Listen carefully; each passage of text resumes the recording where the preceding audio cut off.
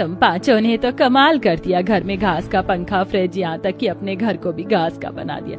ये कैसे किया तुम पांचों ने? और क्या ये घास का पंखा फ्रिज चलता भी है? हाँ हाँ सरस्वती, ये घास का पंखा भी चलता और ये फ्रिज पानी भी ठंडा करता है।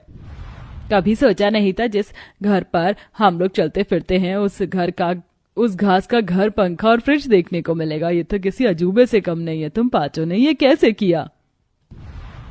इन सब की करने के पीछे की वजह तुम हो। अगर उस दिन तुम हमारे घर ना आती और वो ना देखा होता तो कभी हम ये जुगाड़ कर ही नहीं पाते। जुगाड़ करके हमें अपने घर, फ्रिज और पंखे को घास का बना दिया और अब देखो बिना पैसे के भी हम इस कड़कड़ाती गर्मी में कितने आराम से रह रही हैं। ना गर्मी लग रही है, ना भूख लग रही है, और तो और ठंडा पानी भी नसीब हो रहा है पीने को। अपने पड़ोस में रहने वाली सरस्वती के घर में इन पांचों ने ऐसा क्या देखा जो इन्होंने घास का घर, फ्रिज और पंखा ही बना दिया? और आखिरकार किस तरह इन्होंने अजूबे जैसे काम को कर दिखाया? आइए इसे जानने के लिए कहानी में थोड़ा पीछे चलते हैं। कड़कड़ाती सर्दियों में सुबह से शाम तक चाय बेचकर और गर्मियों में शिकंजी बेचकर हम सब ने कितने पैसे जोड़ लिए ना। हमारे पतियों ने भी काफी मेहनत करी है इस काम में। अब इन पैसों की मदद से घर में एक नया पंखा और फ्रिज लेकर आएंगे और फिर आराम से पंखे की ठंडी ठंडी हवा में सोएंगे और फ्रिज का ठंडा ठंडा पानी पिएंगे। इस साल की गर्मी हमारी गर्मी में परेशान होते हुए नहीं गुजरेगी। चलो चलकर अब किश्तों पर एक नया फ्रिज और पंखा लेते हैं।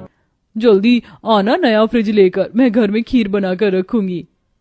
इन पांचों बहुओं और उनके पतियों ने गर्मी में बचने के लिए फ्रिज और पंखे के लिए पैसे जोड़े थे। बैग में पैसे डाल उसे तंग लेती है। इतनी ज्यादा भीड़ होने की वजह से पांचों बहुएं रिक्शा से उतरकर पैदल पैदल लिया।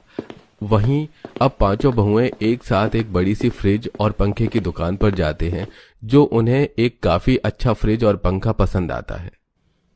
इस दुकान पर तो काफी अच्छी क्वालिटी के सस्ते सस्ते फ्रिज हैं। इनकी तो किश्त भी ज्यादा नहीं बनेगी, आराम से हम हर महीने इनकी किश्त दे पाएंगे। पंखे भी कितने ज्यादा सस्ते हैं ना। चलो अब जल्दी से काउंटर पर चलते हैं और पैसे देकर सभी चीजों को पैक करवा लेते हैं। चीजों को पैक करवाने के बाद अब अंजलि जैसे ही अपने थैले में हाथ डालकर पैसे निकलने लगती है तो देखती है कि थैले पर किसी नुकीली चीज से कट लगा हुआ है और साथ ही साथ थैली में पैसे भी नहीं है। ये देख पांचों बहुएं काफी परेशान होती हैं।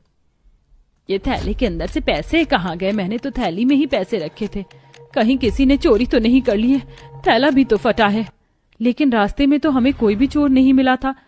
थैली के अंदर से पैसे कैसे जा सकते हैं? भूल गए, हम लोग की भीड़ की वजह से रिक्शे से उतरकर पैदल पैदल आए थे। लगता है उस भीड़ में कोई चोर था और उसने ही ये सब किया। पांचों बहुएं परेशान और रोते हुए घर आती हैं और